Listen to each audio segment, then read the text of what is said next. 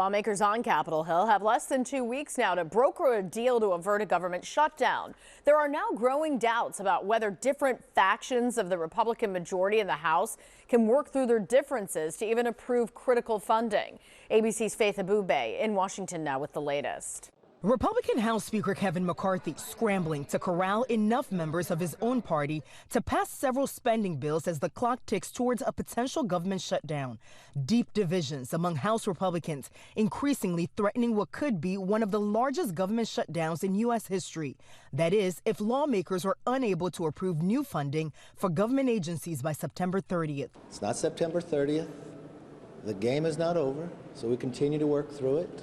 And I've been at this place many times before, and we're going to solve this problem. But on Tuesday, House Republicans could not muster the votes to pass their own defense spending bill after 5 hardliners blocked the measure from advancing.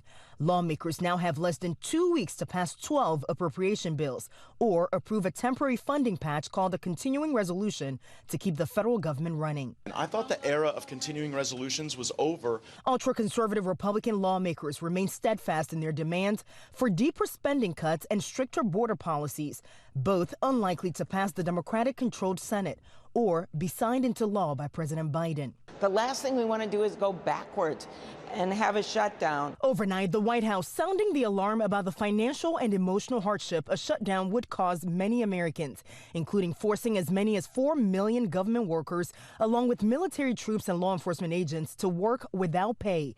Money to fund disaster relief could run low, and 10,000 children would lose access to Head Start. We're pulling for the Speaker and hoping we can move forward. And while a shutdown would be devastating, essential government services would continue. Medicare, Medicaid, Social Security, and the U.S. Postal Service would not be impacted. But both Democratic and Republican lawmakers have said they want to avoid a shutdown. In Washington, Faith Abube, Channel 6 Action News.